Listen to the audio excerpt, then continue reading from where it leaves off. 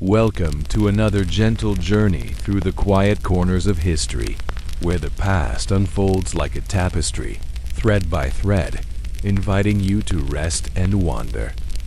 This is boring history for sleep, and tonight we step into the stone-walled world of a medieval monastery, a place of silence, prayer, and unyielding routine, nestled in the heart of Europe's Middle Ages.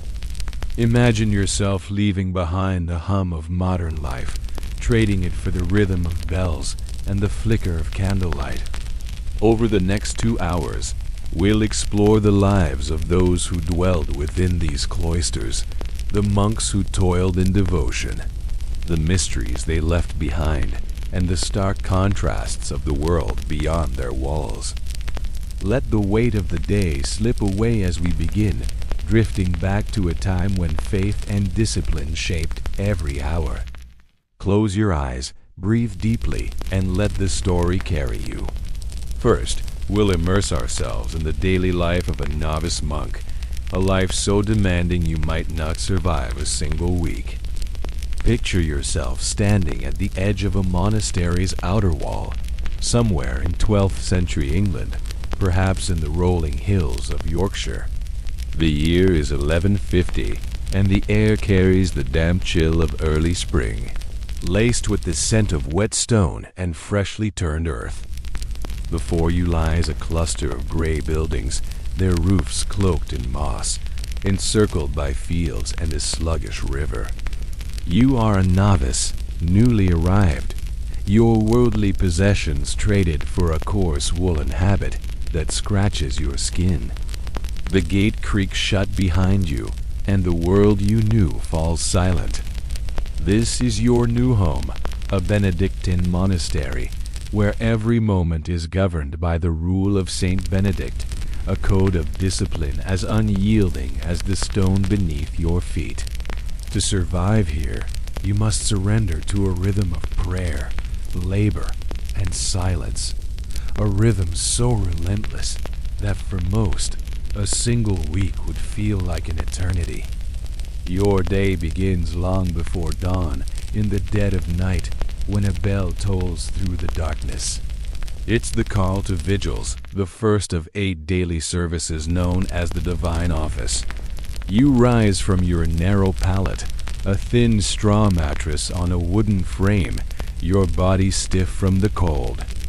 The dormitory is a long, unheated chamber, its air heavy with the musty smell of wool and the faint tang of unwashed bodies. You pull on your habit, its rough fibers chafing your shoulders, and shuffle in silence with the other monks to the church. Your sandals slap softly against the stone floor, the sound swallowed by the vastness of the nave. The church is a cavern of shadows, lit only by flickering beeswax candles that cast trembling pools of light on the altar. You stand, you kneel, you chant psalms in Latin words you barely understand as a novice. Your voice blends with the others, a low droning hum that vibrates in your chest. The service lasts an hour, maybe more, and your knees ache from the cold stone, your stomach growling faintly, for no food will come until mid-morning. Back in the dormitory, you're allowed a brief return to your pallet, but sleep is fleeting. Another bell rings for lauds at dawn, and the cycle of prayer resumes. By now, your eyes are heavy, your body unaccustomed to these fractured nights. The rule of Saint Benedict demands this constant interruption, a reminder that your life belongs to God, not to comfort. After lauds, you're sent to the chapter house, a small room where the monks gather to hear a reading from the rule and confess minor faults. You sit on a stone bench, the cold seeping through your habit, listening as a brother admits to dozing during prayers. The abbot assigns him a penance, perhaps extra hours of manual labor. You swallow hard, knowing your own lapses will soon be noticed. The morning brings work, for monasteries are not just places of prayer, but self-sustaining communities. You're assigned to the kitchen garden, where you kneel in the damp soil, pulling weeds from rows of leeks and cabbages. The earth clings to your fingers, its chill numbing your hands. Your tools are simple: a wooden hoe, a rusted trowel, and the work is repetitive. The silence broken only by the distant lowing of cattle or the caw of a rook overhead. Hunger gnaws at you, for the monastery's diet is sparse. A single meal at noon, perhaps barley bread, boiled beans, and a sliver of cheese washed down with weak ale. On fasting days, which are frequent, you might receive only bread and water. The rule forbids complaint, but your body protests, unaccustomed to such scarcity. Silence is the monastery's strictest law.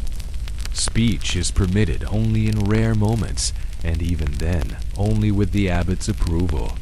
You learn to communicate through gestures, a nod, a raised hand, your thoughts trapped within the walls of your mind. This silence is meant to foster contemplation, but for a novice, it feels like a weight pressing against your chest.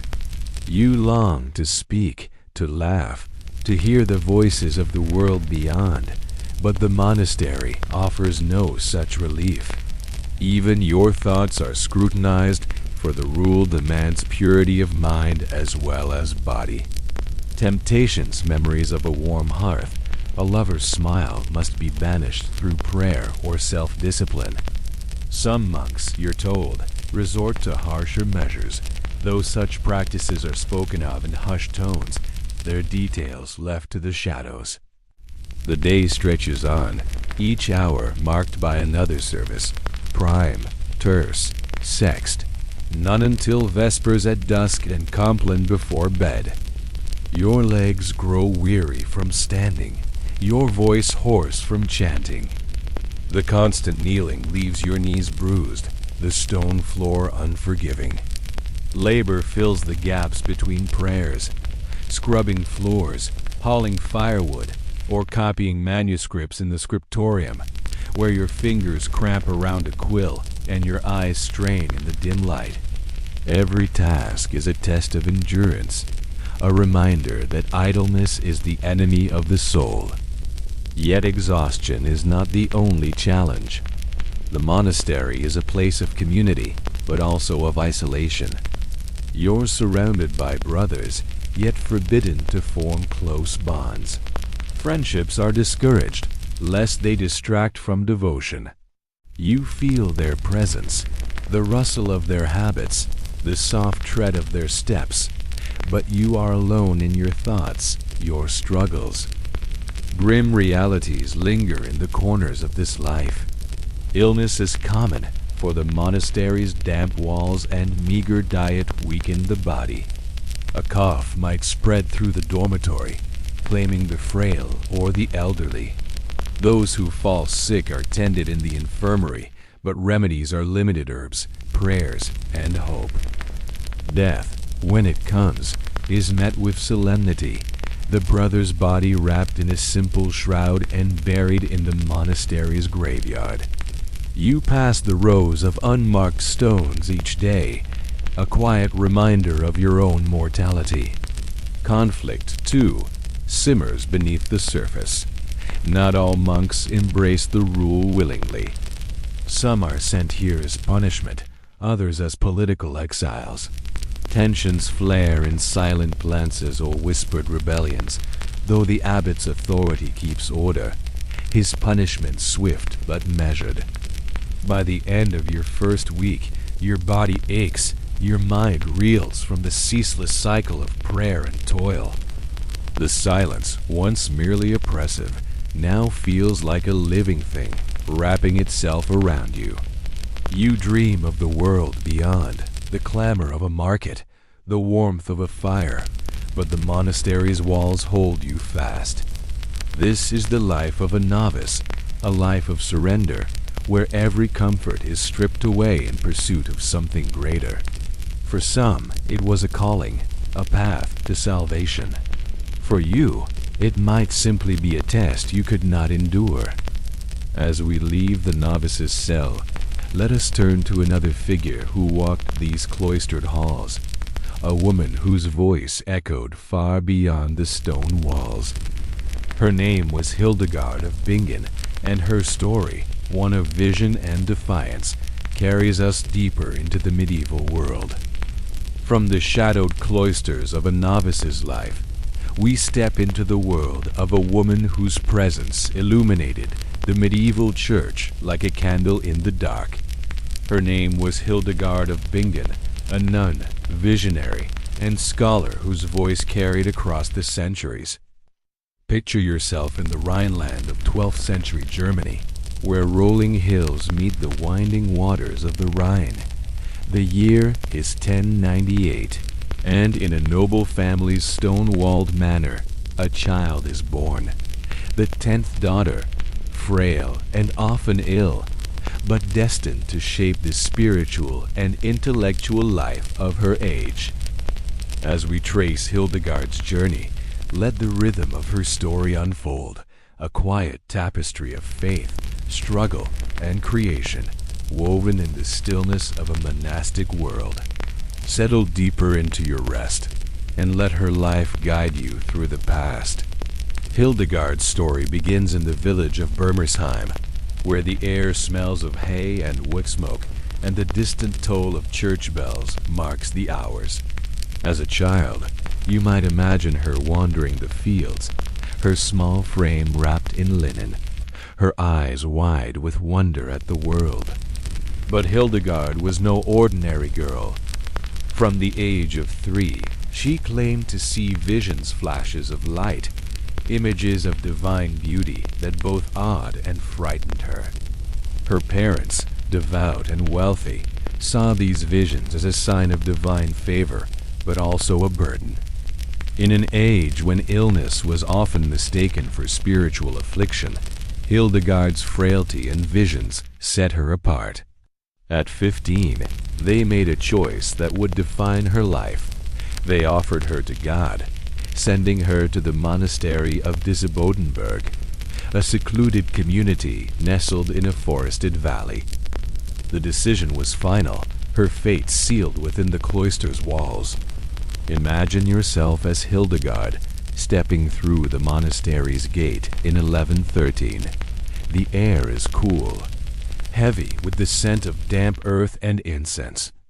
You are young, barely more than a child, your heart a tangle of fear and resolve. Disibodenberg is a double monastery, home to both monks and nuns. But your world is a small anchorhold, a tiny cell where you and your mentor, Jutta, a noblewoman turned recluse, live in near total seclusion. The cell is stark, its stone walls unadorned, its only light filtering through a narrow slit. Here, you pray, you fast, you learn to read Latin and sing psalms.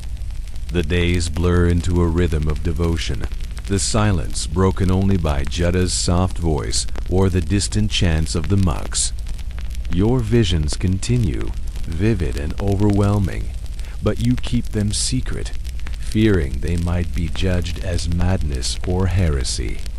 The weight of this secret presses against you, a quiet struggle in the confines of your cell. Jutta's death in 1136 marks a turning point. You are 38, no longer a girl but a woman of quiet authority. The nuns of Disibodenberg choose you as their magistra, their leader, and the anchorhold's walls can no longer contain your spirit. You begin to share your visions, writing them down in a work called Civias, Know the Ways.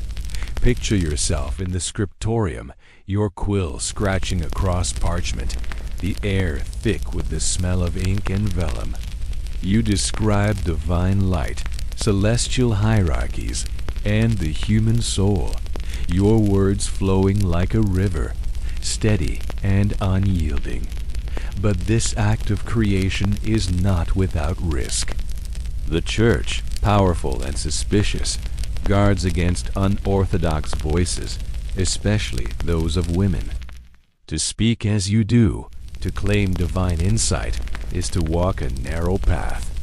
You send your writings to the abbot, then to the archbishop, and finally to Pope Eugenius III, who, in 1147, grants his approval. Your visions are declared authentic, your voice legitimized. The cloister, once a prison, becomes a stage. With this blessing, your influence grows. Imagine the monastery now, bustling with purpose under your guidance. You found a new community, Rupertsberg, near Bingen, where the Rhine glimmers under the sun. The convent is modest but vibrant, its chapel filled with the sound of your music hymns you compose, their melodies soaring like birds. You write treatises on medicine, cataloging herbs and remedies with a precision that rivals the scholars of your day. You correspond with kings, bishops, and emperors, your letters carried across Europe by messengers on dusty roads. Your words are bold, chastising the powerful for corruption, urging reform in a church grown heavy with wealth. Yet you remain within the cloister, your habit a symbol of humility, your life anchored by the same prayers and silences that shaped your youth. But Hildegard's path was not without struggle. Illness plagued her, a constant shadow. You might picture her lying in her cell, her body racked with pain, her visions intensifying in moments of weakness. These episodes, which she called divine chastisements, left her bedridden for weeks, her strength sapped. The monks of Disibodenberg, once her allies, grew resentful as she drew attention and resources to her new convent. Conflicts arose over property, over authority, over a young nun whose departure Hildegard fiercely defended. These disputes, though resolved, weighed on her, a reminder that even a visionary could not escape the politics of the church. And yet, she persevered, her quill never still, her voice never silenced. Grim realities touched her world, though we see them from a distance, like shadows on a wall. The Rhineland was no stranger to hardship famines that left villages empty, crusades that drained the land of men, and plagues that crept silently through towns. Hildegard's writings mention these trials, her visions warning of divine judgment, but her focus was on healing, not despair. Her medical texts describe remedies for fever and fatigue, her music a balm for the soul. When death came to her convent, as it did for many nuns, it was met with quiet ritual prayers, a shroud, a simple grave. Hildegard herself lived to 81, a remarkable span for her time, dying in 1179 at Rupertsberg.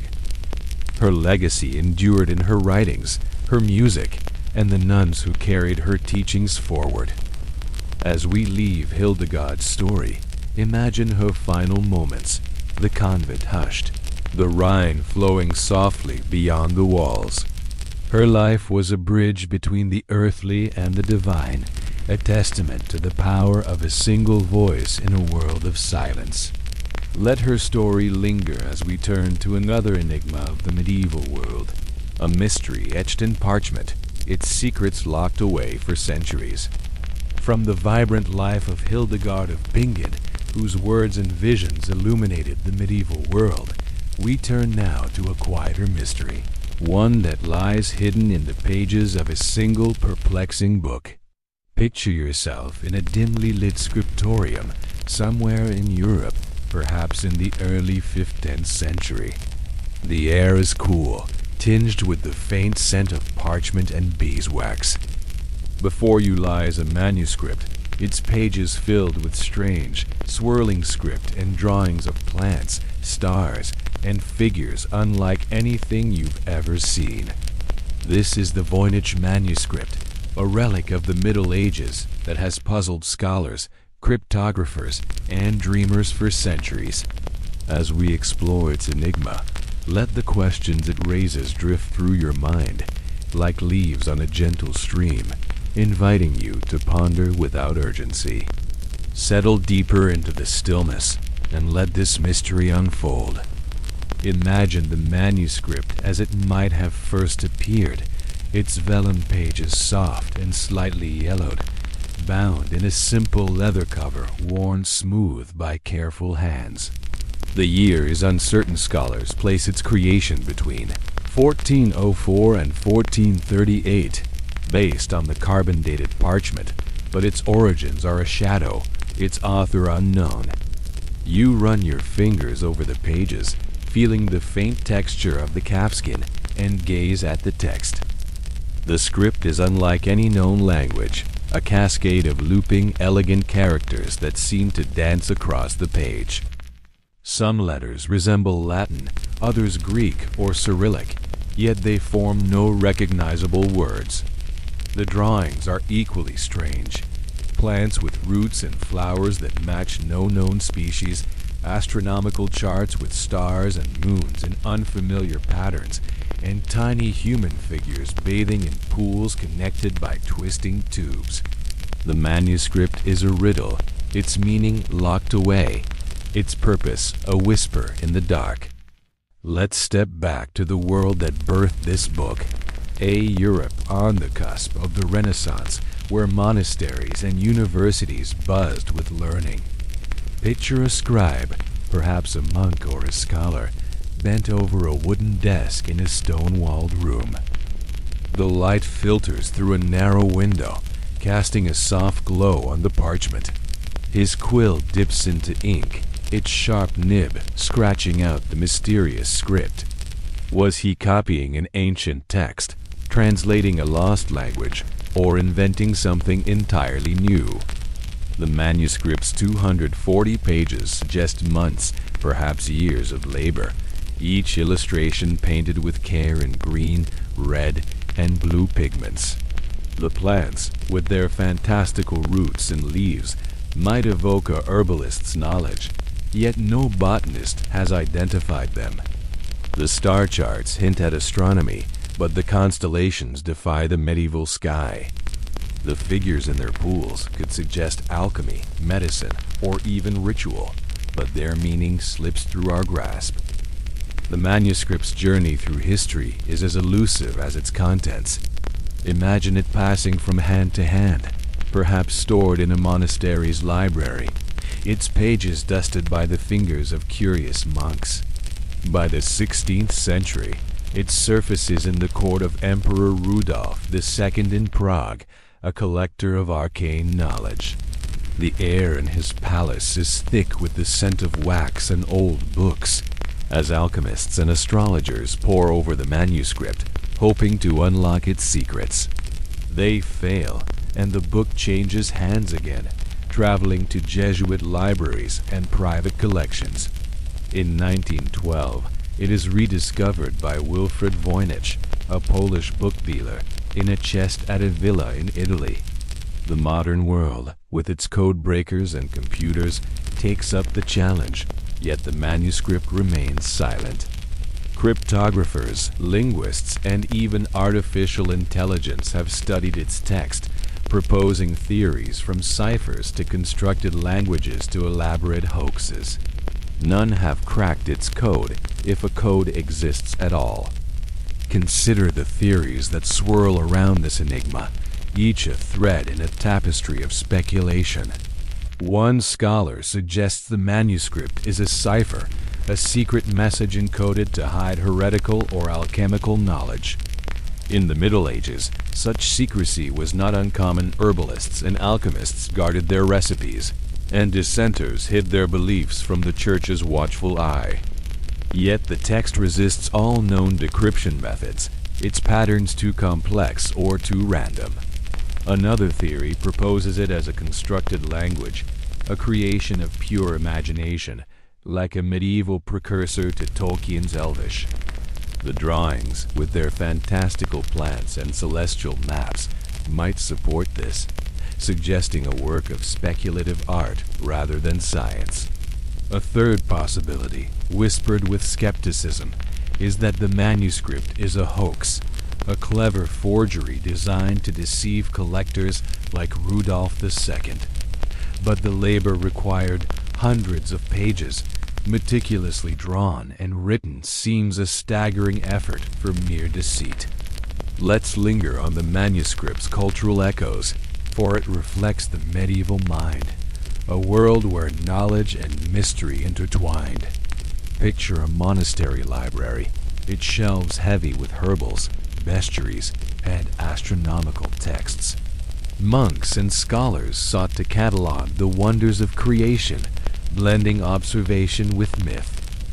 The Voynich manuscript feels like a cousin to these works, its plants and stars a dreamlike mirror of the herbalist's garden or the astronomer's sky.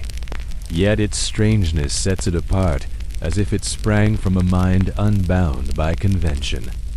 Was its creator a visionary, like Hildegard, seeing truths beyond the ordinary, or a trickster, weaving a puzzle for the ages? The manuscript offers no answers, only questions, each one a soft invitation to wonder.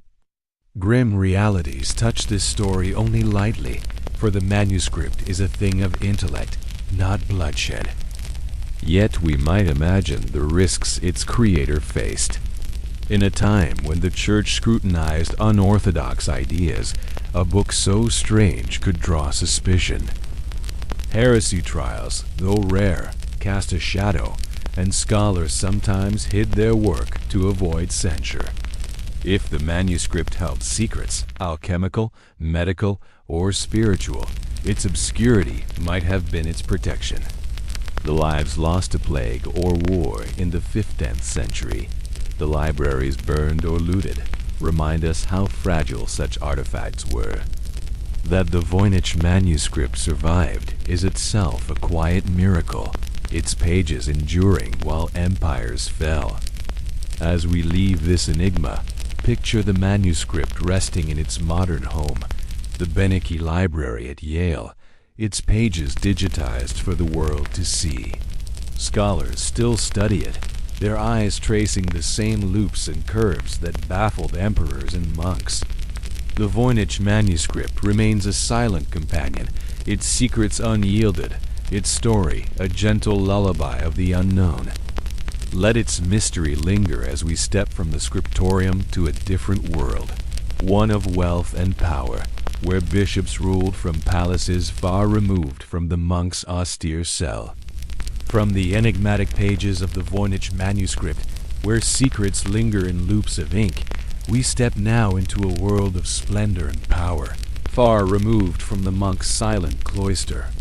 Picture yourself in the heart of a medieval city, perhaps Winchester in southern England, in the year 1180. The air is alive with the clamor of market stalls and the scent of freshly baked bread. But your destination lies beyond the bustling streets. Before you stands a bishop's palace, its stone walls rising tall, adorned with carved arches and stained glass windows that catch the midday sun. This is the domain of a prince of the church, a man whose life blends spiritual authority with earthly wealth. As we explore this contrasting world, let the richness of its details wash over you like a soft breeze through an open window. Settle deeper into your rest, and let the rhythm of this life unfold. Imagine yourself crossing the palace's threshold, your footsteps echoing on polished stone floors. The entrance hall is vast, its ceiling vaulted and painted with scenes of angels and saints, their colors vivid in the light streaming through tall windows. Tapestries hang on the walls, their threads woven with images of biblical stories, their hues of crimson and gold glowing softly. The air carries the faint sweetness of beeswax candles and the richer notes of spiced wine, warming in a silver flagon nearby. Servants move quietly, their tunics rustling as they carry trays of roasted meats or stoke the fire in a massive hearth. This is no monastery, where silence and simplicity reign. Here, the bishop's palace hums with activity, a hub of power where the sacred and the secular intertwine. As a guest in this palace, you might be invited to dine at the bishop's table, a long oak surface draped in fine linen. The meal is a feast, a stark contrast to the monk's meager bread and beans. You sit on a cushioned bench, your plate piled with venison glazed in honey, pheasant stuffed with herbs, and soft white bread dusted with flour. Servants pour wine from ornate pitchers, its ruby glow catching the candlelight. The bishop himself presides, his robes of silk embroidered with silver thread, a heavy gold ring glinting on his finger. He is a man of learning, fluent in Latin, his voice measured as he discusses theology or the king's latest decree. Yet his role is not only spiritual. As a lord of the church, he holds lands, collects tithes, and commands knights, his influence rivaling that of any noble. The palace reflects this dual life, part sanctuary, part fortress, its walls guarding both prayer books and treasure. Let's wander deeper into the palace, through corridors lined with oak panels and past chambers where clerks scribble on parchment, their quills scratching out charters and letters. The bishop's private quarters are a study in luxury. His bed is a grand affair, its posts carved with vines, its mattress stuffed with feathers and draped in furs. A brazier glows in the corner, warding off the chill, its smoke curling toward a high ceiling. On a table rests a reliquary, a golden box encrusted with jewels, said to hold a saint's bone, a treasure that draws pilgrims and prestige. The bishop's day is busy but comfortable, far from the monk's endless cycle of prayer and toil. He hears petitions from townsfolk, settles disputes over land, and meets with emissaries from the king or the pope. In the evening, he might listen to a minstrel's lute, its notes soft and plaintive, or read from a psalter illuminated with gold leaf. Contrast this with the novice monk's life, where cold stone and silence defined every hour.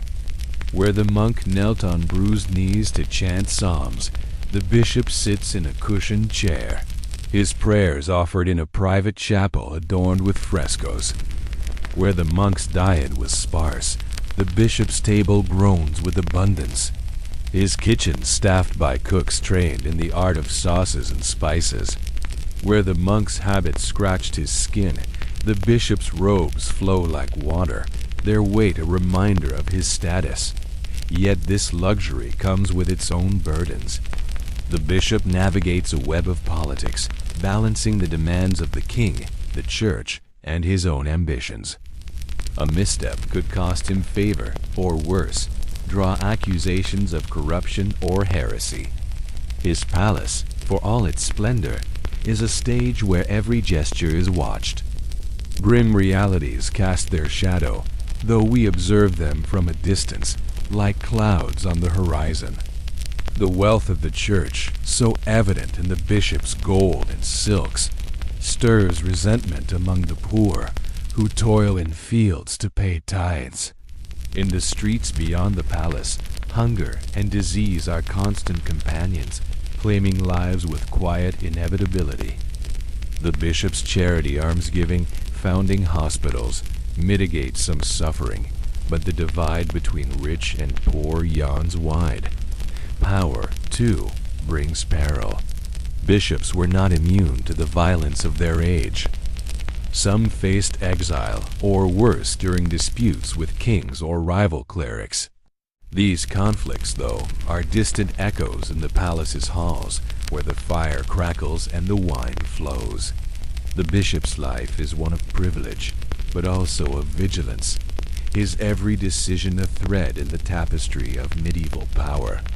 As we linger in this world, imagine the palace at dusk, its windows glowing with candlelight, the city beyond settling into silence. The bishop retires to his chamber, his day complete, his mind already turning to tomorrow's duties. His life, so different from the monk's, reminds us of the many layers of medieval society, where faith and wealth shape destinies in unequal measure. Let this image fade as we step beyond the palace walls to a moment of upheaval that shook the Christian world, a story of betrayal and loss in a distant city. From the gilded halls of a bishop's palace, where wealth and power shaped a life of comfort, we journey now to a city that stood as the jewel of the medieval world, only to face a moment of shattering betrayal. Picture yourself standing on the shores of the Bosphorus in the year 1204, gazing at Constantinople, the capital of the Byzantine Empire. Its golden domes gleam under the spring sun, its walls towering above the glittering sea. This is a city of wonders, churches adorned with mosaics, markets fragrant with spices, and streets alive with the hum of 1,000 tongues. But today, a shadow looms. The armies of the Fourth Crusade, meant to reclaim Jerusalem, have turned their swords on their fellow Christians. As we trace the fall of this great city, let the story unfold like a quiet tide, carrying you deeper into the past. Rest now and let the echoes of Constantinople guide your thoughts. Imagine the city as it stood in April 1204, its air thick with the scent of salt and blooming jasmine, its harbors crowded with ships from Venice and Frankish lands. Constantinople is a metropolis of 500,000 souls, its streets paved with marble, its Hagia Sophia a cathedral of such grandeur that visitors weep at its beauty. For nearly a millennium, it has been the heart of Eastern Christianity, a bastion of learning and trade, its libraries filled with ancient Greek texts, its reliquaries holding treasures like the true cross. But the empire is weakened, riven by internal strife and debts to Western merchants. The Crusaders, knights from France and Italy, were meant to sail for the Holy Land, their banners blessed by the Pope. Instead, swayed by Venetian gold and a deposed Byzantine prince's promises, they have come to claim Constantinople's riches for themselves. Picture yourself within the city's walls as the siege begins. The air grows heavy with the distant thud of siege engines and the creak of ships. Anchoring in the Golden Horn, you stand on the ramparts, your tunic damp with sea mist, watching as Venetian galleys blockade the harbor. The citizens, from silk-clad nobles to barefoot laborers, gather in churches, their prayers rising like incense. The Emperor, Alexios IV, is a young man, his throne unsteady, his promises to the Crusaders unfulfilled.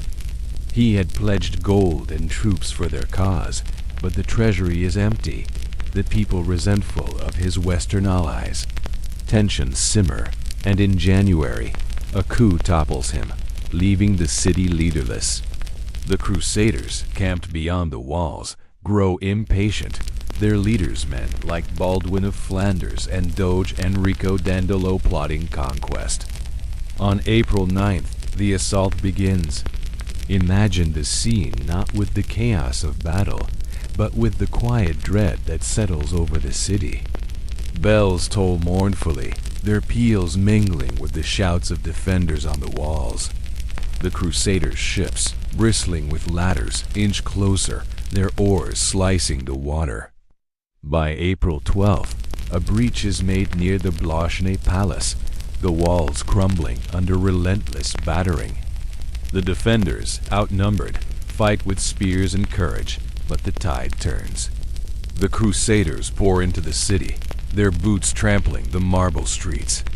You retreat with the crowd, your heart heavy, the air now sharp with smoke as fires spark in the distance.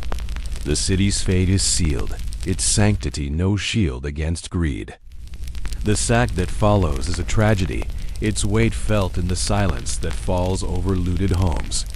Let us observe it from a distance, as if gazing through a veil, focusing not on the violence, but on its aftermath. Churches are stripped, their golden icons and jeweled reliquaries carted away. The Hagia Sophia, once a haven of light, stands desecrated, its mosaics dulled by dust, its altar plundered. Libraries burn, their scrolls reduced to ash, centuries of knowledge lost in a night. Homes are emptied, their silks and silver borne off to Venetian ships. The people, from scholars to fishermen, flee or hide, their lives upended. Some are taken captive, their futures uncertain. Others slip away, carrying only memories of their city's glory. The Crusaders, now masters of Constantinople, crown Baldwin as emperor, but their victory is hollow, the city a shadow of its former self. Grim realities linger in this story, but we approach them softly, like footsteps on a carpet. The loss of life, though profound, is not dwelt upon in visceral detail. Instead, we see the cost in the empty streets, the silenced bells, the scattered families. Chroniclers, both Byzantine and Western, record the sorrow. Nicetas Choniates, a Byzantine scholar, writes of his city's lamentable fate, while Geoffrey of Villodouan, a crusader, notes the vast wealth taken, his tone tinged with unease. The sack fractures the Christian world, deepening the schism between East and West, its echoes felt for centuries. Yet even in ruin, Constantinople endures, its walls standing, its spirit unbroken, a testament to its ancient strength. As we leave this moment, imagine the city at dawn, the fires extinguished, the sea calm once more. The Bosphorus reflects the first light, a quiet promise of renewal. The sack of 1204 is a wound in history, but also a reminder of the fragility of even the greatest cities. Let this story fade as we return to the monastery's quiet walls, to the life of a scribe whose labor preserved the words of the past. From the smoldering ruins of Constantinople, where a city's glory was swept away in a tide of greed, we return to the quiet stone walls of a medieval monastery, a place where time moves to the rhythm of prayer and labor. Picture yourself in the year 1180, once again in the heart of a Benedictine monastery, perhaps in the misty hills of northern France. The air is cool, carrying the faint scent of damp earth and wood smoke from the village beyond. You are no longer a novice, struggling through endless prayers, nor a bishop, cloaked in silk. Now, you are a scribe, one of the monastery's skilled few, tasked with preserving the words of the past in the dim light of the scriptorium. This is a life of precision and patience, but also of relentless strain, where a single week might test the limits of your endurance.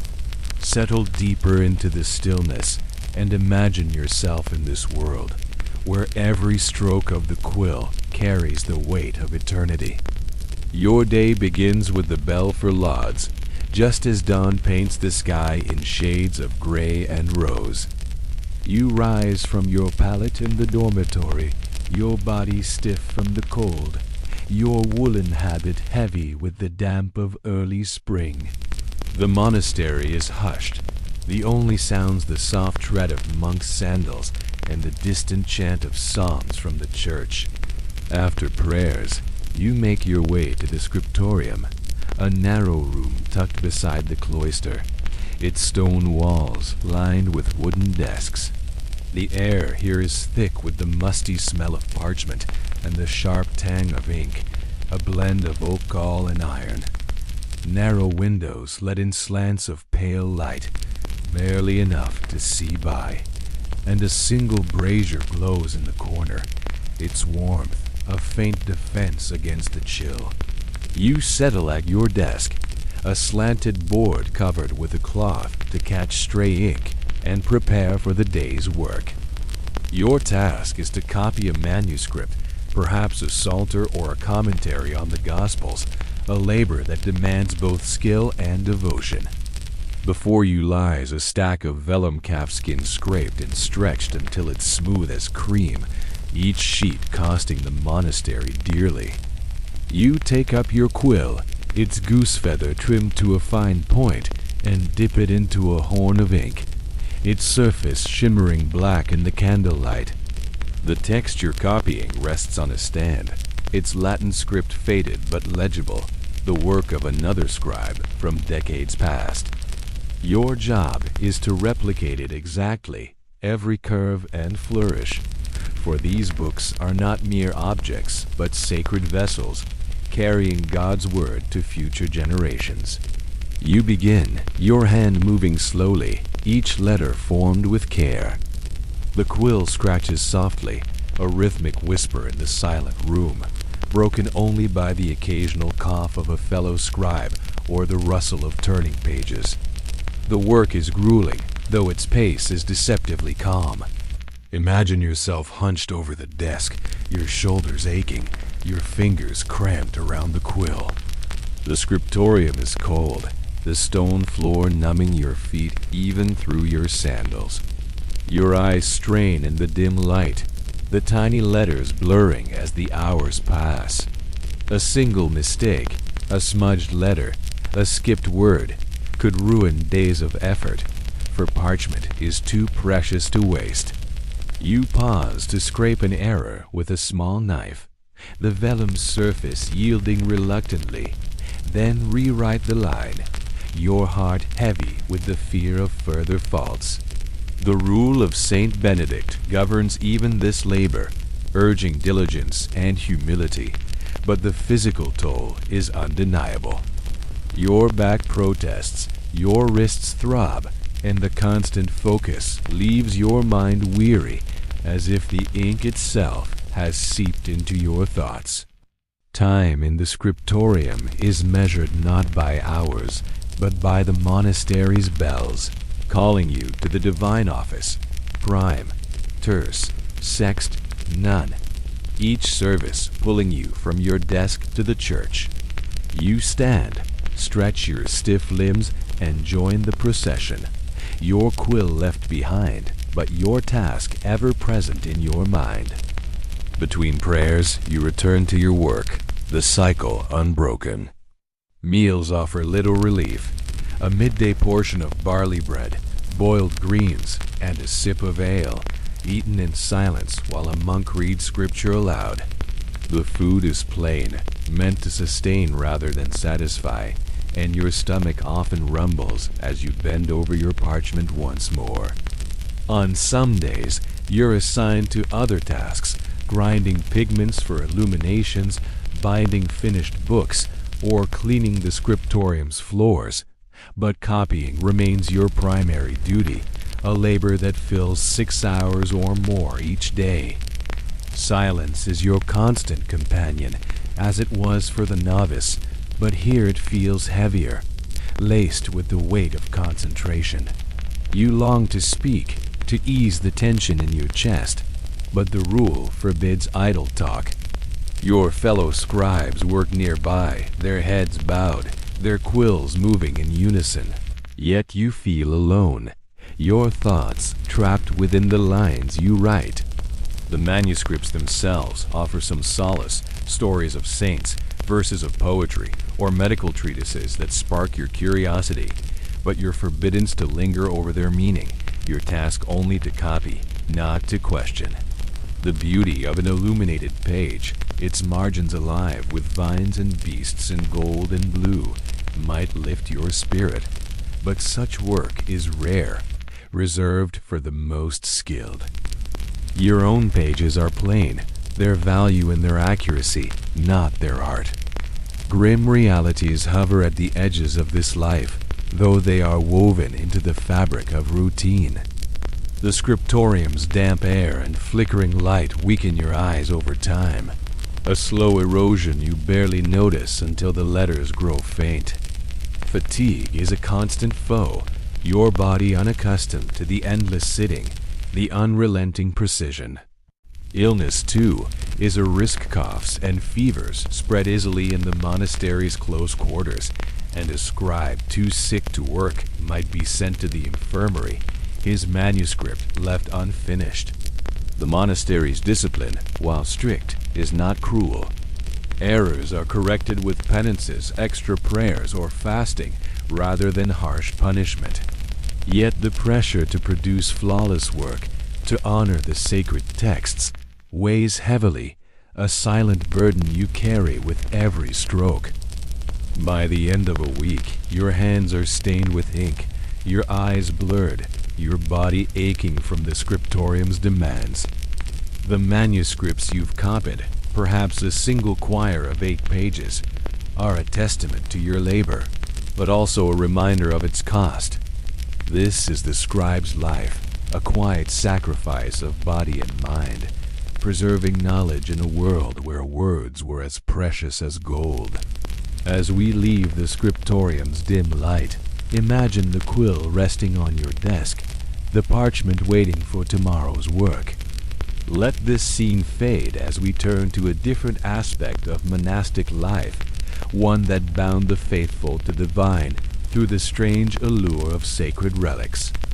From the quiet labor of the scriptorium, where your quill traced sacred words in flickering candlelight, we step now into a different realm of medieval devotion, one that bound the faithful to the divine through objects of profound mystery. Picture yourself in the heart of a 12th century monastery, perhaps in the same stone-walled cloister we've wandered before, somewhere in the green valleys of England or France. The year is 1180, and the air carries the faint sweetness of incense, mingling with the damp scent of stone after a morning's rain. You stand before a chapel, its altar glowing with the soft light of beeswax candles, and there, in a gilded reliquary, rests a fragment of the past a saint's bone, a splinter of the true cross, or a lock of a martyr's hair. This is the world of the cult of relics, a practice that wove faith, power, and wonder into the fabric of medieval life. As we explore this strange and sacred tradition, let its details settle over you like a gentle mist, inviting you to rest and reflect. Drift deeper into the stillness and let this story unfold. Imagine yourself joining a procession of monks, your sandals whispering against the stone floor as you approach the reliquary. The chapel is small but richly adorned, its walls painted with scenes of saints, their eyes serene in the candlelight. The reliquary itself is a masterpiece, a box of silver and gold, encrusted with pearls and polished gems that catch the light like stars. Its surface is etched with images of angels, its lid secured with a tiny lock to guard the treasure within. You bow your head, your breath slow and steady, as the abbot chants a prayer in Latin, his voice a low hum that vibrates in the air. The relic inside, perhaps a knucklebone said to belong to Saint Cuthbert, is more than a mere object. To the medieval mind, it is a bridge to heaven, a tangible link to a saint who walks with God, ready to intercede for those who venerate it. You feel the weight of its presence, a quiet awe that needs no words. Relics were the heartbeat of medieval Christianity, revered in monasteries, cathedrals, and village churches across Europe.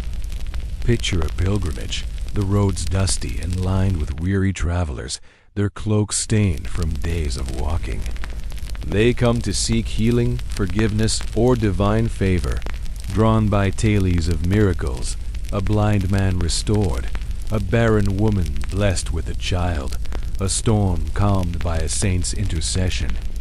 The relic's power, it was believed, flowed from its closeness to the divine, its physical connection to a holy life.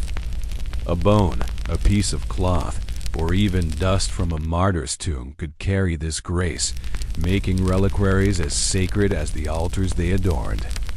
Monasteries competed to acquire relics, for they brought pilgrims, and with pilgrims came offerings, silver, grain, or land that enriched the community. The shrine of St. Thomas Becket at Canterbury, for instance, drew thousands, its floors worn smooth by kneeling penitents. Let's linger on the creation of a reliquary, a process as meticulous as the scribe's work in the scriptorium. Imagine a workshop within the monastery, its air heavy with the metallic tang of molten silver and the soft clink of a goldsmith's hammer. Artisans, often monks themselves, labor for months, shaping metal into delicate filigree, setting gems with steady hands. The reliquary must be worthy of its contents, a vessel that honors the saint's sanctity. Some are shaped like tiny churches, others like arms or heads, their forms a silent sermon on the relic within. The bone or fragment is wrapped in silk, placed in a crystal vial, or sealed within the reliquary's heart, its presence announced by an inscription in Latin, carved with care. When complete, the reliquary is blessed in a solemn ceremony, the chapel filled with the scent of frankincense, the monks' voices rising in a chant that echoes through the stone. The cult of relics was not without its complexities, a tapestry woven with faith and human ambition. Picture a market in a bustling city, perhaps Rome or Jerusalem, where merchants hawk relics to eager buyers. A vial of dust, a sliver of wood, a scrap of cloth, each comes with a story, often unverified. The trade in relics was vast, and not all were genuine. Monks and bishops, eager to elevate their church's status, sometimes accepted dubious relics, their authenticity a matter of belief rather than proof. The Fourth Lateran Council in 1215 sought to curb this, requiring relics to be verified, but the practice persisted, a quiet tension in the church's devotion. Some relics were stolen, their theft justified as a holy act to bring divine favor to a new home. These transactions, though tinged with greed, were conducted in the shadow of faith, each relic a spark of hope in a world of uncertainty. Grim realities touched this world, though we approach them gently, like a hand brushing a curtain aside. The pursuit of relics could spark conflict, as rival monasteries or cities vied for a saint's remains. In 1087, the bones of Saint Nicholas were taken from Myra to Bari, a theft celebrated by the Italians but mourned by the Greeks. Such acts, while rare, left wounds, their echoes felt in strained relations between churches. The faithful, too, faced hardship. Pilgrims died on treacherous roads, their bodies left by waysides, their quests unfinished. Disease and famine, ever present in the medieval world, drove many to relics in desperation, their prayers a plea against a tide of suffering. Yet these struggles are woven into the larger story, softened by the glow of candlelight and the promise of miracles. The relic's power lay in its ability to offer solace, a quiet anchor in a turbulent age. As we leave this sacred world, imagine the chapel at dusk, the reliquary gleaming faintly, the monks filing out in silence. The cult of relics was a thread in the medieval tapestry, binding the earthly to the divine, the fleeting to the eternal.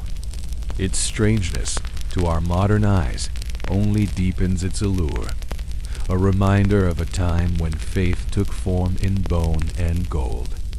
Let this image linger as we step into another mystery, one tied to the stones of a lost abbey, where power and piety left their mark on the earth.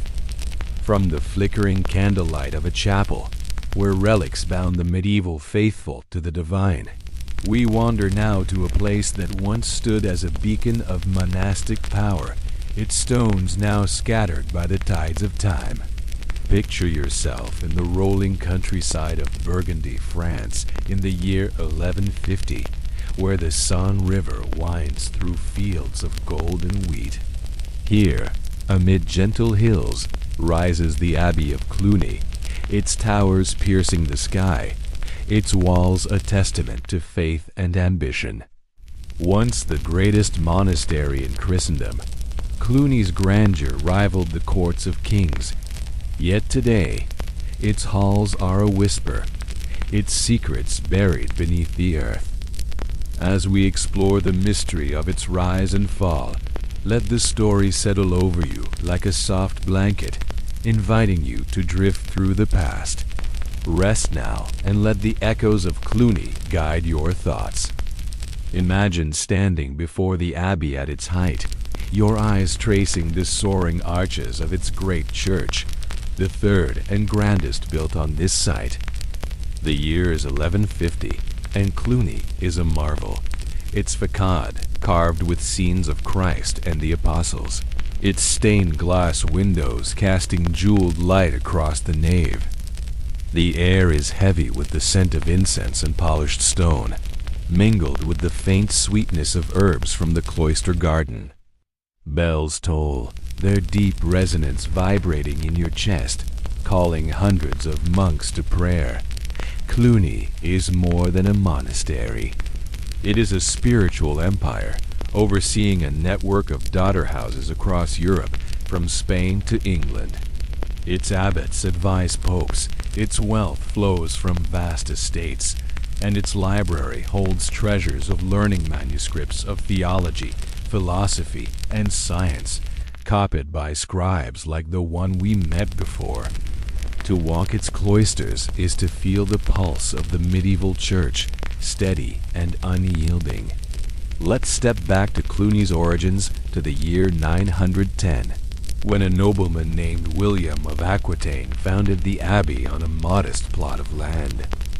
Picture a small wooden church, its roof thatched, surrounded by a cluster of stone cells. William's gift was revolutionary. He granted Cluny independence from secular lords, placing it under the Pope's direct protection. This freedom allowed Cluny to reform monastic life, enforcing the rule of Saint Benedict with rigor. Monks here lived in strict discipline, their days filled with prayer, work, and silence, much like the novice we followed. But Cluny's influence grew, its abbots men of vision, like Odo and Hugh, who expanded its reach and rebuilt its church to match its glory. By the 11th century, Cluny's second church was the largest in Europe, and by 1130, the third surpassed even that, a stone symphony of arches and spires, its construction a century-long labor of faith. Now, imagine the abbey's heart, the great church known as Cluny III. You enter through a massive portal, your footsteps echoing on the tiled floor. The nave stretches before you, longer than a modern football field, its vaults soaring 100 feet above, supported by columns as thick as ancient oaks. Light pours through rose windows, painting the air with hues of sapphire and ruby. The choir, where monks chant the divine office, is adorned with gilded reliquaries, their treasures like those we explored, drawing pilgrims from afar. The cloister, a quiet square of green, offers respite, its arcades carved with vines and beasts. Here, monks read, pray, or tend herbs, the air soft with the hum of bees.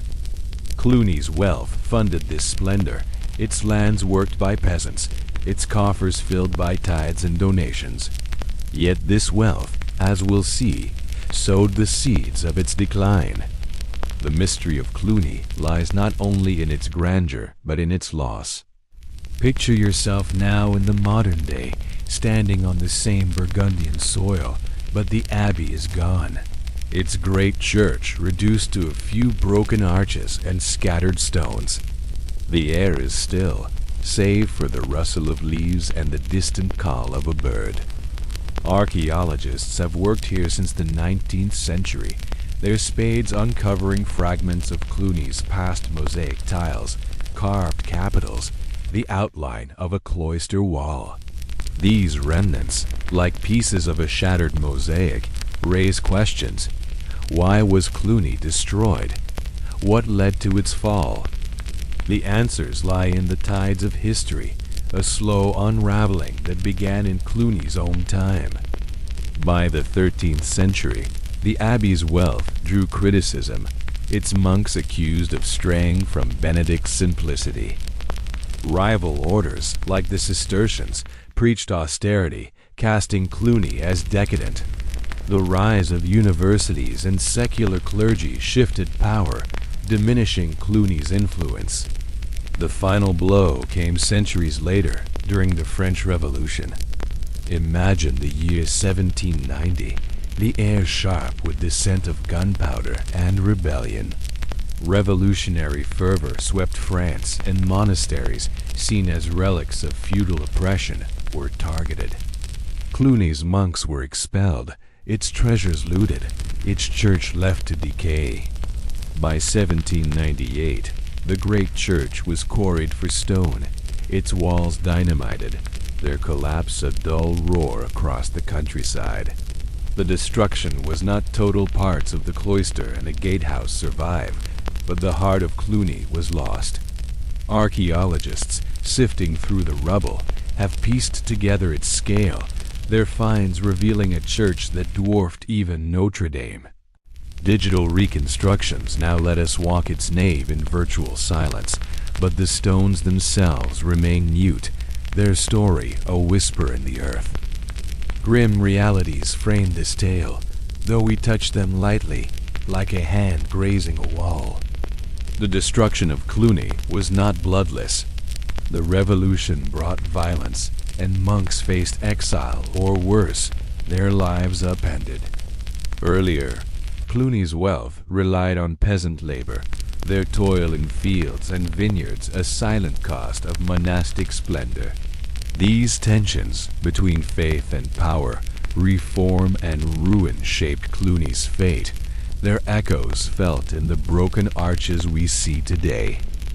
Yet the abbey's legacy endures, its reforms shaping monastic life, its art inspiring cathedrals across Europe. The mystery of Cluny is not just its loss, but its endurance, a testament to a world where faith built wonders only to see them fade. As we leave this vanished abbey, imagine the Burgundian hills at dusk, the Saône River silver in the fading light, the ghosts of Cluny's towers lingering in the mist. The stones may be silent, but their story speaks of a time when monasteries held the soul of Europe. Let this image fade as we step beyond the cloister to the lives of those who toiled in the shadow of such grandeur, in the fields and huts of a medieval village. From the scattered stones of Cluny Abbey, where once a great church touched the heavens, we step now into the world beyond its walls, a world of mud and thatch, where the rhythm of life was set by the seasons and the soil. Picture yourself in a small village in Burgundy, France, in the year 1180, not far from Cluny's shadow. The air is warm with the scent of freshly turned earth and blooming wildflowers, and the village hums with the soft clatter of daily toil oxen lowing, a hammer striking wood, children laughing by a stream. This is the home of peasants, the backbone of the medieval world, whose lives were a stark contrast to the monks' cloistered silence or the bishops' gilded halls.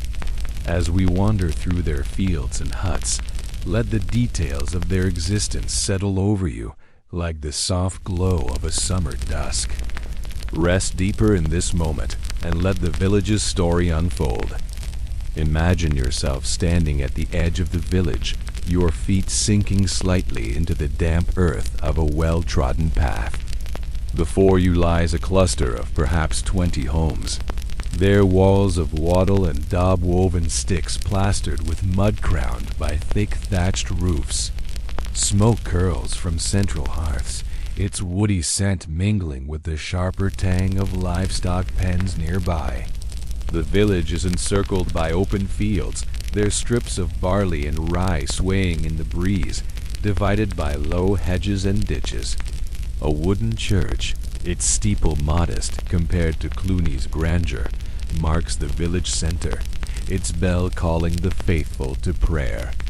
You are a peasant, one of a family bound to the land, your days shaped by the needs of the harvest and the demands of the Lord who owns these fields. Your home is a single-room hut, its interior dim and smoky, the air thick with the smell of straw and roasted oats. The floor is packed earth, scattered with rushes that crunch underfoot, and the hearth glows at the center, its flames casting flickering shadows on the walls. You share this space with your family, perhaps a spouse, children, and an elderly parent, along with a few chickens that cluck softly in the corner. Your bed is a pallet of straw covered with a rough woolen blanket, its comfort a far cry from the bishop's feather mattress. By day, the hut is a hive of activity. You knead dough for flatbread, mend a torn tunic, or card wool with a wooden comb. The repetitive motions a quiet rhythm in the smoky air. At night, the family gathers close, the hearth's warmth a shield against the chill seeping through the walls. Your life revolves around the fields where the village's survival is sown and reaped. Picture yourself at dawn, your hands wrapped around a wooden plow, guiding oxen through the heavy clay soil.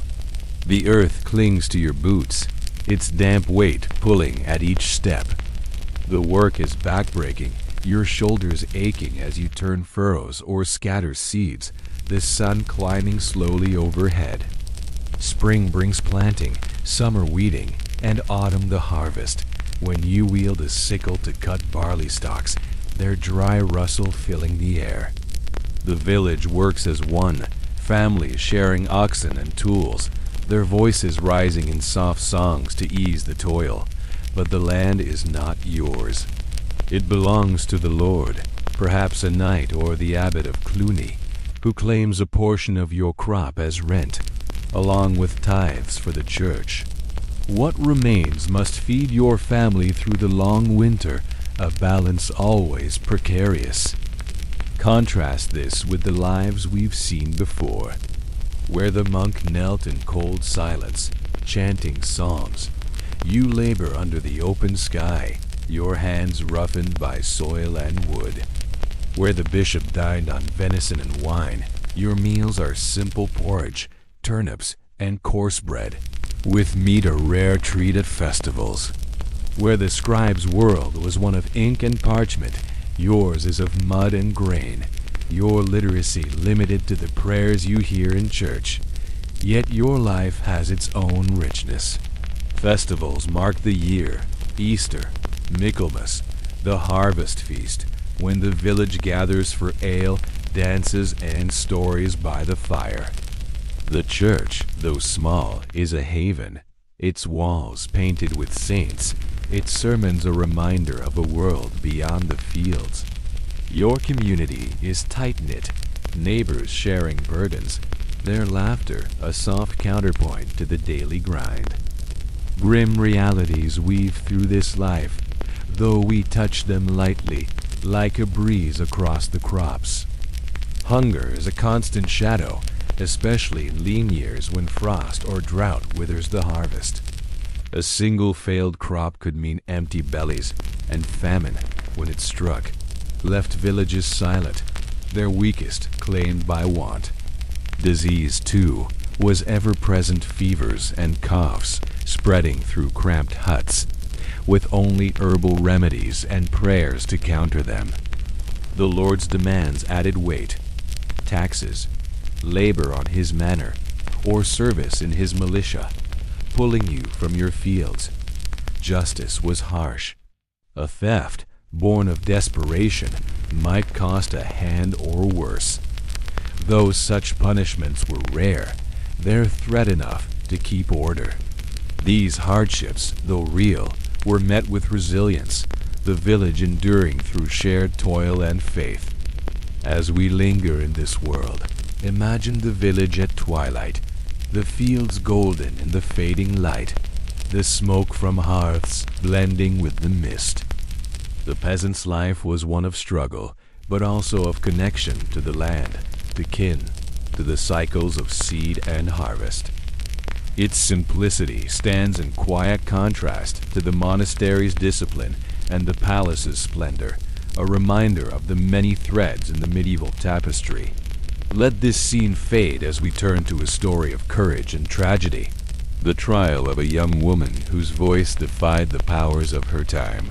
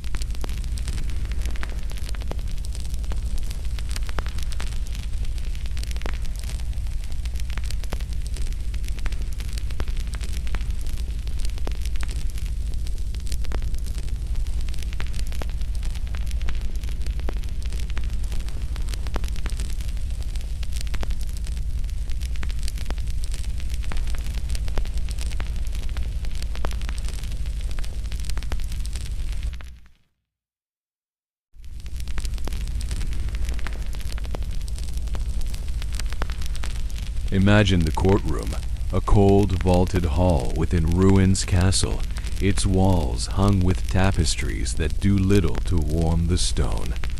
The year is 1431, and France is torn by the 100 Years' War, a conflict pitting the French crown against England and its Burgundian allies. You sit among the spectators, your breath visible in the damp air as the trial begins. The judges, a panel of clerics led by Bishop Pierre Cauchin, sit at a long table, their robes of black and scarlet stark against the gray stone. They are loyal to the English, who hold Rouen, and their goal is clear: to condemn Joan as a heretic, undermining her claim to divine inspiration. Joan stands alone, her hands bound loosely, her short-cropped hair framing a face both youthful and resolute. Her voice, when she speaks, is calm, its simplicity cutting through the Latin-heavy arguments of her accusers.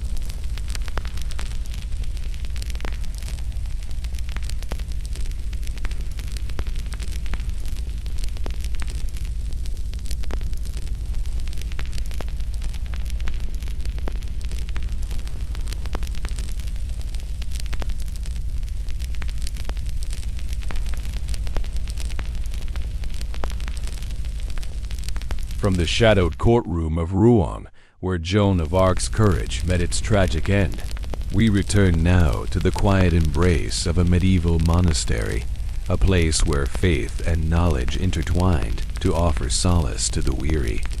Picture yourself in the year 1180, standing in a cloister garden somewhere in the green heart of England or France.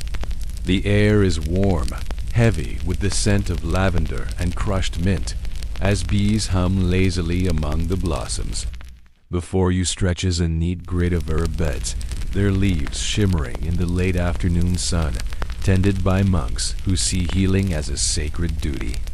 This is the world of medieval herbals and healing, a practice rooted in ancient wisdom, prayer, and the gentle power of plants.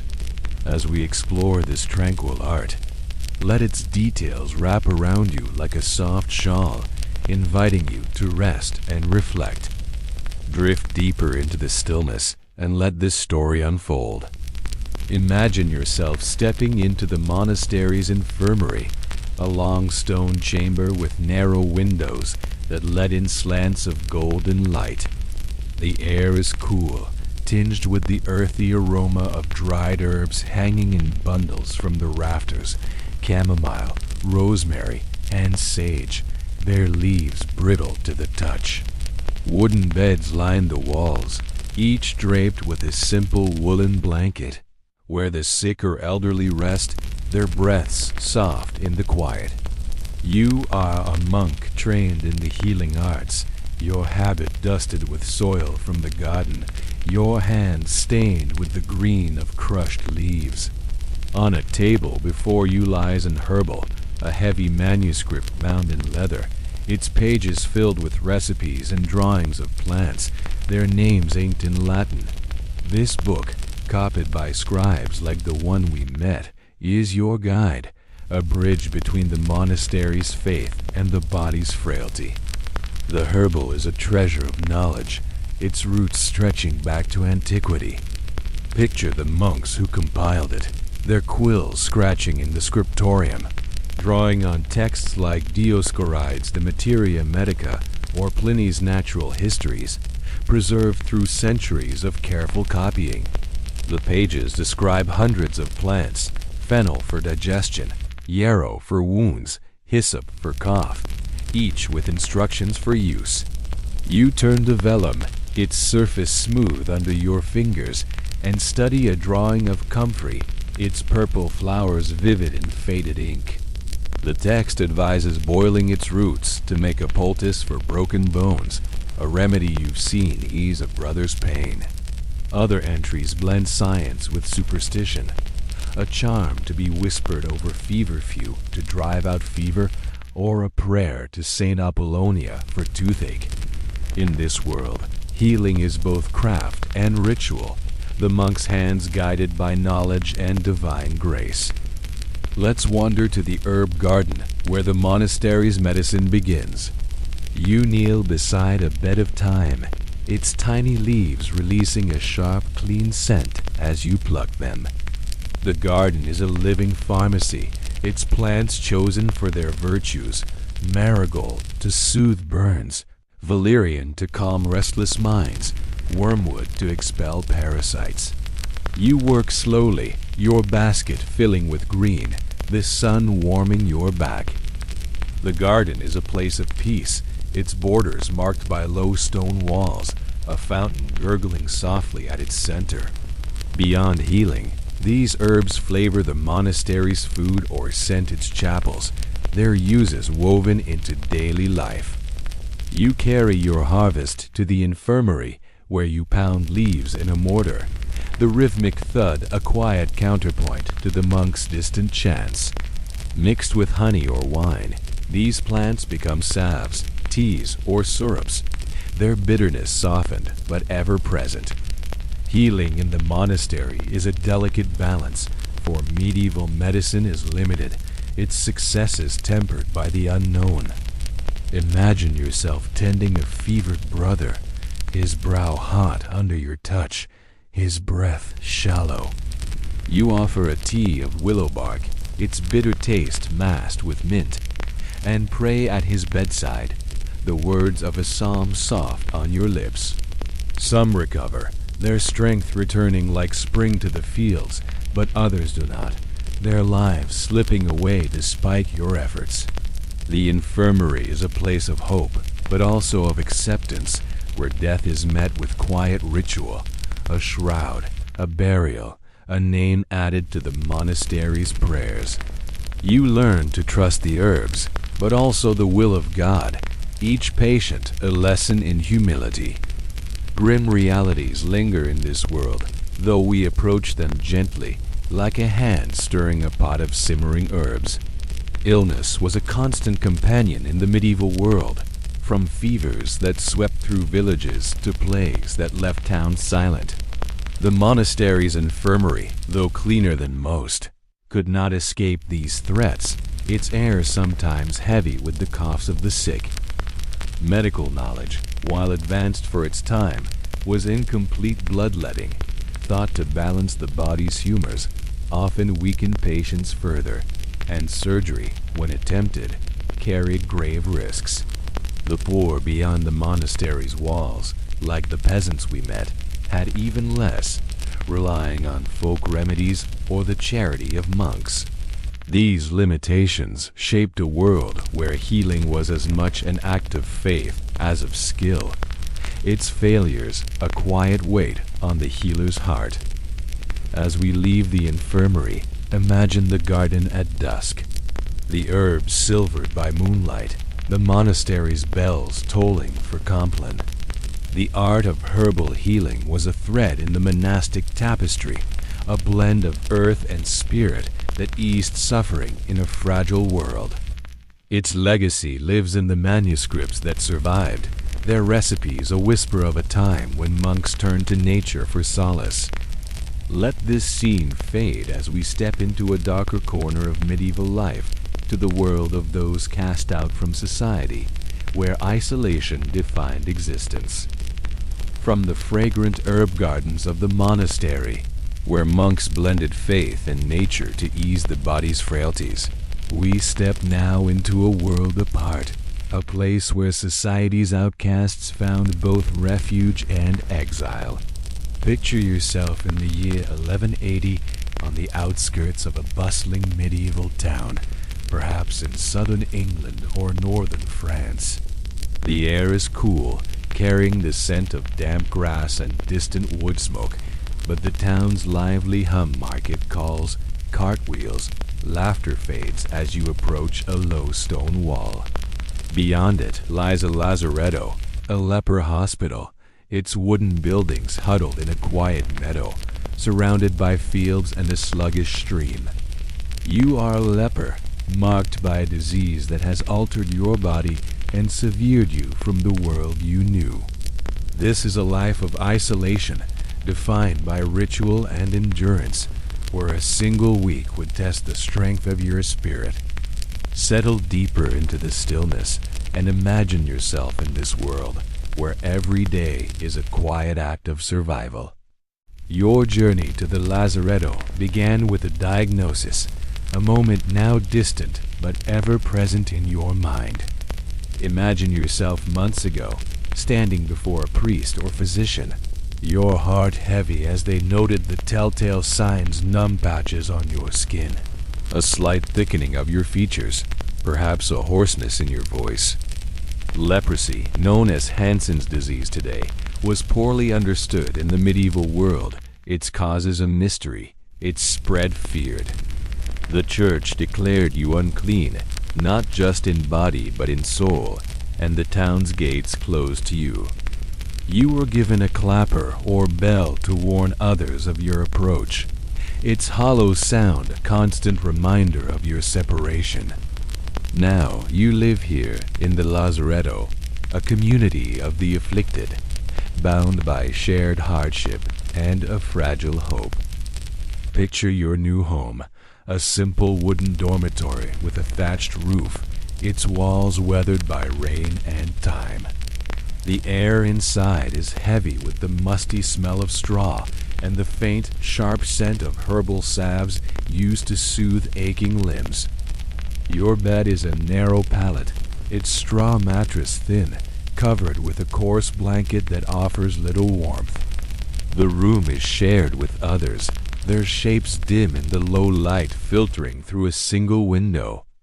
You rise at dawn, your body stiff, your movement slow, as the disease, though not always painful, dulls your senses and weakens your frame. The lazaretto's chapel bell rings, calling you to prayer, a ritual that anchors your day, much like the monastery's divine office. You shuffle to the small stone chapel, its walls bare but for a wooden cross, and kneel on the cold floor, your whispered prayers blending with those of your companions. Your days are governed by routine, a rhythm that offers comfort in its predictability. Imagine yourself in the lazaretto's garden, a modest plot where you tend cabbages and beans, your hands wrapped in linen to hide their marks, sinking into the soft earth. The work is light, for your strength is limited, but it brings a sense of purpose. The soil's coolness, a small solace.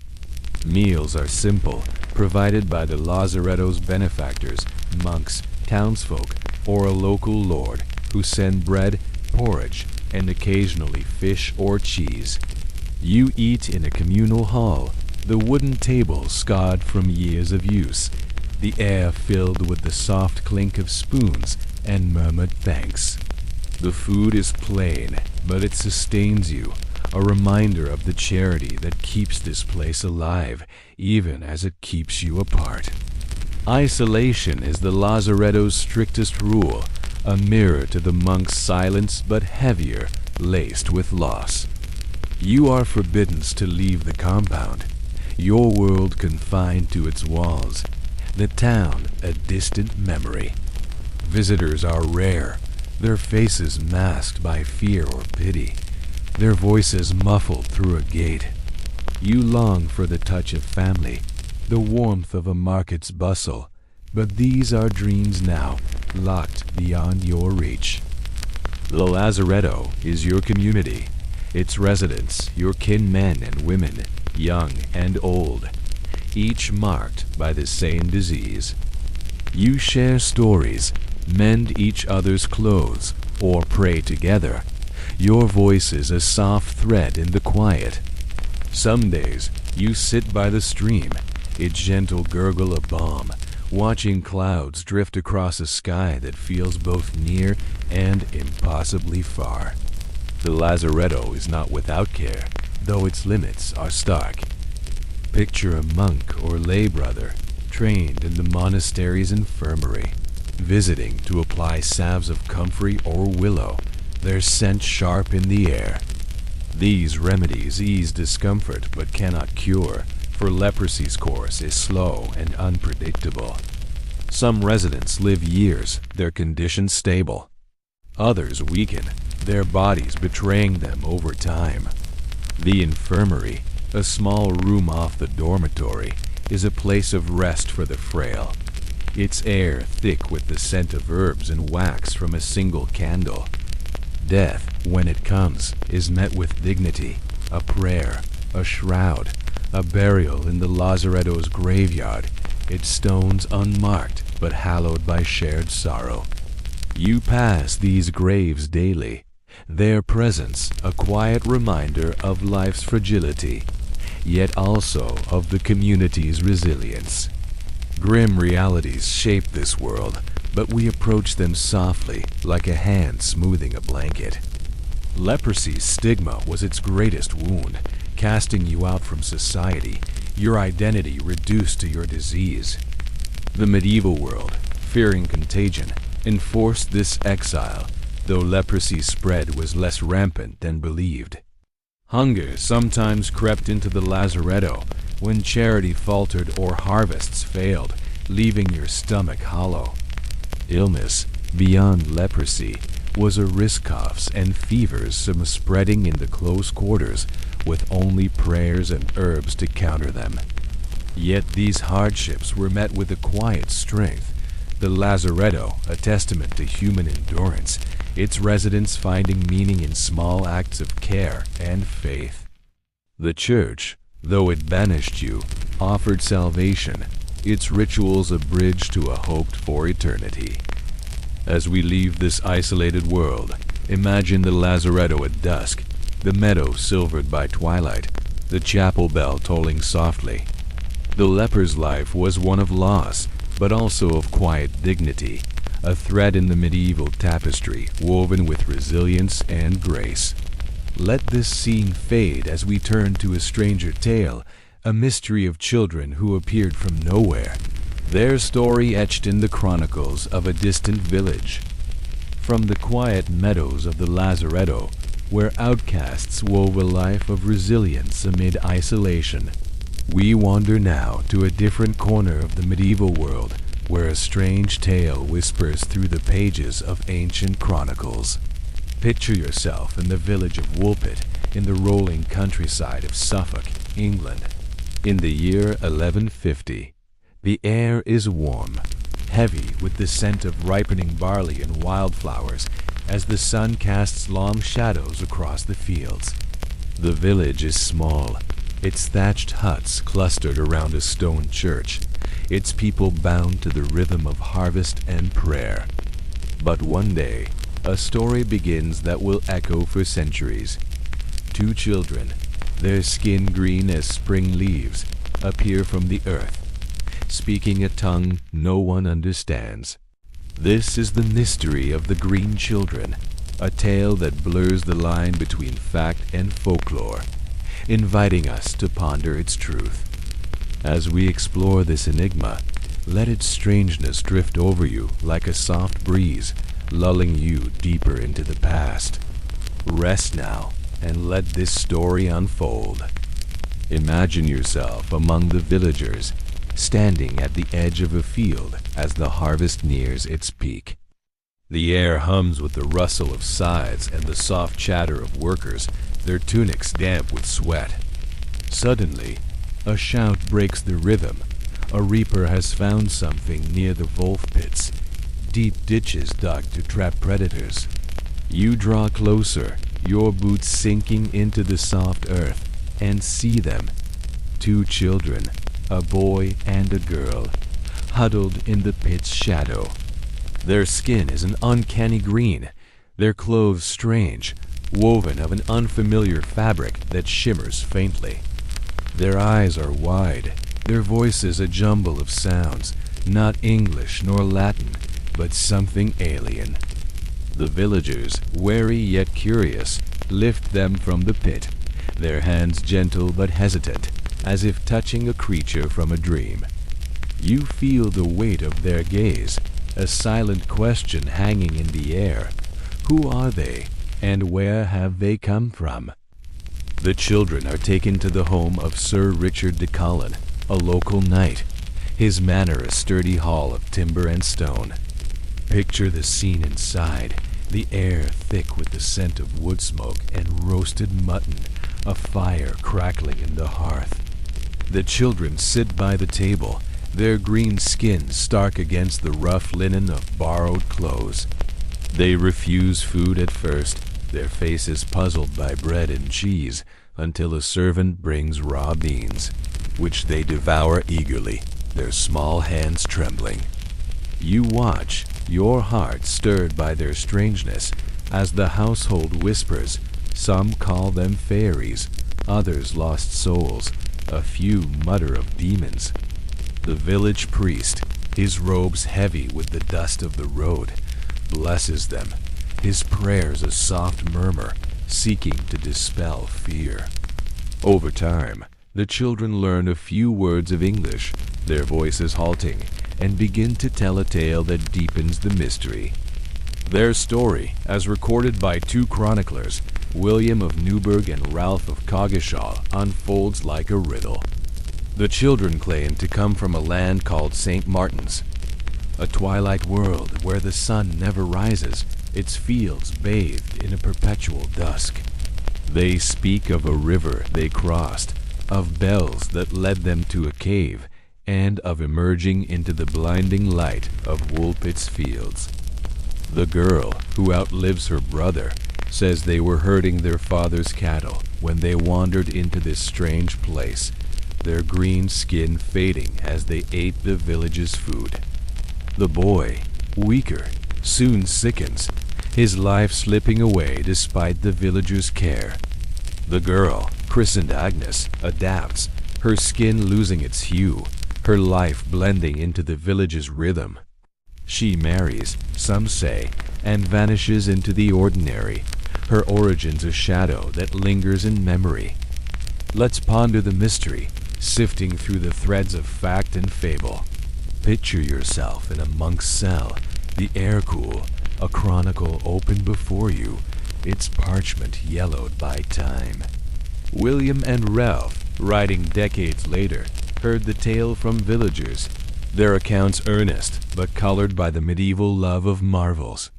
Was the green skin real, perhaps a sign of malnutrition, like chlorosis, which could tint the skin from a diet lacking iron? The beans they craved might support this, their hunger a clue to their condition. Or was it a metaphor, a poetic flourish by chroniclers eager to capture a wonder? Their strange language and clothes suggest foreigners, perhaps Flemish weavers who settled in Suffolk, their isolation making their dialect and customs alien. The Wolf pits, too, offer a clue, children lost or abandoned, emerging from hiding, their story spun into myth by a village steeped in folklore. Other theories drift through the ages, each a soft ripple in the tale's surface. Some scholars see the children as symbols, their greenness a nod to the green man of pagan lore, their twilight land a Christian echo of the underworld. Others wonder if they were refugees, fleeing famine or war, their origins obscured by trauma or language barriers. The 12th century was a time of upheaval, civil wars in England, crusades abroad, famines that left fields barren. Such hardships could drive children to wander, their survival a miracle in itself. The chroniclers, writing for a church that prized moral lessons, might have shaped the tale to inspire awe, a reminder of God's mysteries in a world of uncertainty. Yet the story's core, two children found and cared for, feels human, a spark of compassion in a harsh age. Grim realities touch this mystery, though we approach them gently, like a hand brushing a leaf. If the children were real, their greenness might hint at hunger or illness, their bodies weakened by a world where survival was fragile. The boy's death, noted briefly in the chronicles, speaks to the limits of medieval care, his passing a quiet sorrow in the village's bustle. Fear, too, shaped their reception. Leprosy, as we saw, taught communities to shun the strange, and whispers of demons reflect a society quick to judge the unknown. Yet the villagers' kindness, feeding and sheltering the children, softens this edge, their charity a light in the tale's shadows. The mystery endures because it resists answers, its truth buried in the earth of Woolpit, like the pits where the children were found.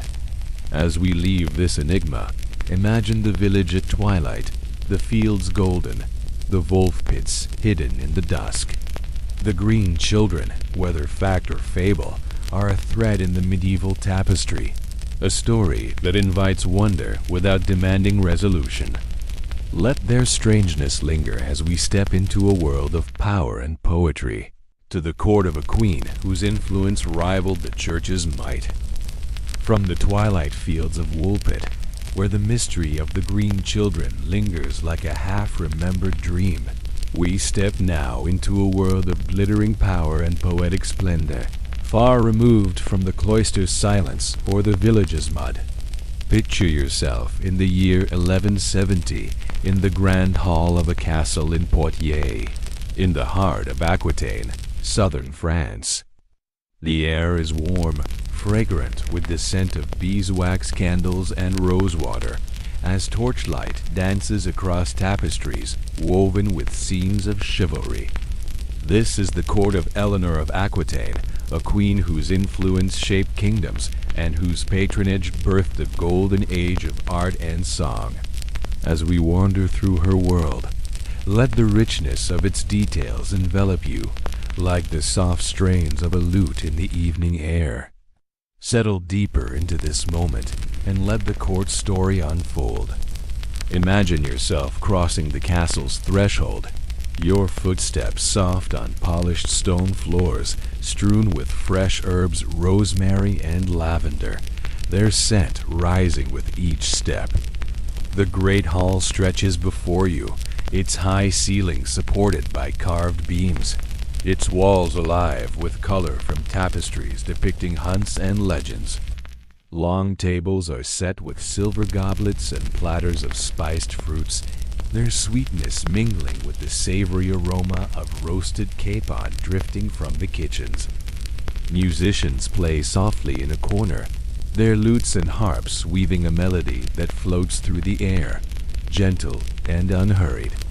Courtiers move with grace, their silks and velvets rustling, men in tunics embroidered with gold, women in gowns that trail like rivers. At the hall's center, on a raised dais, sits Eleanor, her presence commanding yet serene, her gown of deep blue adorned with pearls, a golden circlet glinting in her hair. Eleanor is no ordinary queen. Picture her at 50, her eyes sharp with intellect, her voice carrying the weight of decades of rule. Born in 1122, she inherited the vast duchy of Aquitaine at 15, her wealth and land making her one of Europe's most powerful women. She was Queen of France, married to Louis VII, then Queen of England, wed to Henry II, bearing 8 children, including future kings Richard the Lionheart and John. By 1170, she holds court in Poitou, semi-independent, shaping a cultural renaissance. Her court is a magnet for troubadours, poets who sing of courtly love, idealized, chaste devotion, their verses a blend of passion and wit. You listen as a troubadour strums his lute, his voice soft, recounting a knight's longing for a distant lady, the words drifting like petals on a stream. Eleanor's patronage elevates these poets, their songs spreading her influence across Europe. Let's linger in the court's daily rhythm, a world of elegance and strategy. You might join a banquet, seated on a cushioned bench, your plate laden with delicacies, venison in wine sauce, almond-stuffed dates, bread as white as snow. Servants pour claret from silver ewers, its ruby glow catching the torchlight. Conversation hums, a tapestry of politics, poetry, and gossip. Though Eleanor's sharp wit steers the discourse, her laughter a rare musical note. By day, the court buzzes with activity. Knights practice in the courtyard, their swords clanging softly. Clerks draft charters on parchment, their quills scratching. Ladies embroider in a solar, their needles glinting in sunlight. Eleanor oversees it all, hearing petitions, mediating disputes, or planning marriages to secure alliances. Her court is a stage, its splendor a tool of power, contrasting sharply with the monk's cold cell or the peasant's smoky hut. Contrast this with the lives we've explored.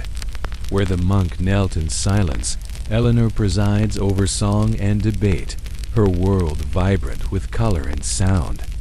Where the peasant toiled in muddy fields, Eleanor's courtiers dine on silken cushions, their hands unwound by labor. Where the scribe's life was one of quiet precision, Eleanor's is one of bold ambition, her decisions shaping kingdoms, yet her world is not without burdens. Politics is a constant shadow, her marriage to Henry strained by his infidelities and her own bid for autonomy. In 1173, she supports her son's rebellion against their father, a move that leads to her imprisonment for 16 years, though her spirit remains unbroken. Her court, for all its glamour, is a chessboard, every smile a calculated move. Grim realities touch this world, though we approach them gently, like a hand grazing a tapestry. The wealth of Eleanor's court, built on taxes and tithes, weighs heavily on peasants, their labor fueling her banquets. Political intrigue carries risks, betrayals, assassinations, or exile, though these are distant threats, their echoes muffled by the hall's music. War, too, looms. The 100 Years' War, a future shadow, its roots in the rivalries Eleanor navigates. Her own life, for all its power, holds sorrow-estranged children, a husband's mistrust, years of confinement. Yet these are woven into her story, softened by the glow of her court's creativity. Its poetry, a balm for a turbulent age. Eleanor's influence endures, her legacy in the songs that outlive her, their melodies a whisper of her reign. As we linger in this world, imagine the castle at dusk, its windows aglow, the Poitiers skyline softening in the twilight. Eleanor's court, a beacon of culture, stands in quiet contrast to the monastery's discipline and the village's toil, a reminder of the medieval world's many facets. Let this scene fade as we turn to a final monastic art, one that captured the divine in gold and color, illuminating the pages of history. From the golden halls of Eleanor of Aquitaine's court, where poetry and power wove a tapestry of splendor, we return now to the hushed stone walls of a medieval monastery, where a quieter art captured the divine in strokes of color and gold. Picture yourself in the year 1180, seated once more in the scriptorium of a Benedictine monastery, perhaps in the misty hills of England or the vineyards of France. The air is cool, tinged with the musty scent of vellum and the sharp bite of ink, as a soft light filters through narrow windows, illuminating a page before you. This page is no ordinary manuscript, but an illuminated one, its margins alive with vines, beasts, and angels, its letters glowing with gold leaf. This is the art of illuminated manuscripts, a labor of devotion that turned words into worship, preserving beauty for centuries. As we explore this sacred craft, let its details settle over you like a gentle snowfall, inviting you to rest and marvel. Drift deeper into the stillness and let this story unfold.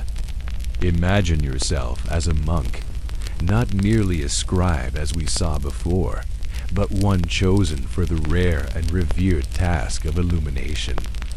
Your desk is a slanted wooden board, cluttered with tools, quills trimmed to fine points, pots of pigment ground from lapis lazuli and ochre, a burnishing stone smooth as river glass.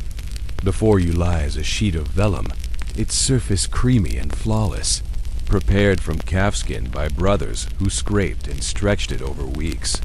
The manuscript you're illuminating is a psalter, a book of psalms for the monastery's chapel, its text already copied by another scribe, the black ink stark against the page. Your task is to transform it, to make it a vessel of divine light, a mirror of heaven's glory. You dip a fine brush into vermilion, its color vivid as a summer sunset, and begin to paint a border of curling vines, their leaves delicate as whispers. The art of illumination is a dance of precision and patience, rooted in the monastery's devotion. Picture the scriptorium, its silence broken only by the soft scratch of quills and the occasional rustle of vellum. Your fellow illuminators work nearby, their heads bowed, their hands steady despite the chill that seeps through the stone walls. The process begins with a sketch, drawn lightly in lead, outlining a scene, perhaps King David playing his harp, or an angel announcing Christ's birth.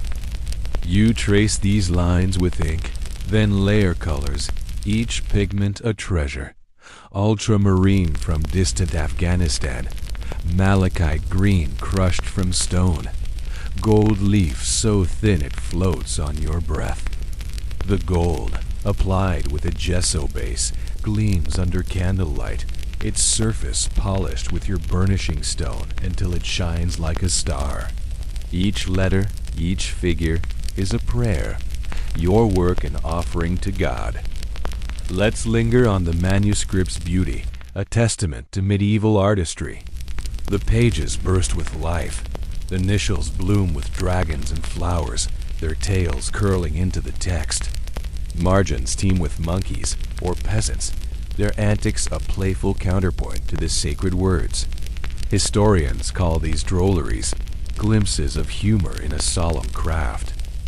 The Psalter's psalms are framed by these wonders, their verses inked in red and blue, the colors signaling prayers or feasts.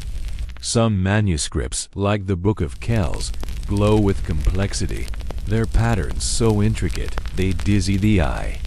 Others, like your Psalter, are simpler but no less radiant, their beauty meant for the chapel, where monks chant by their light, or for a noble patron, like Eleanor, whose court cherished such works.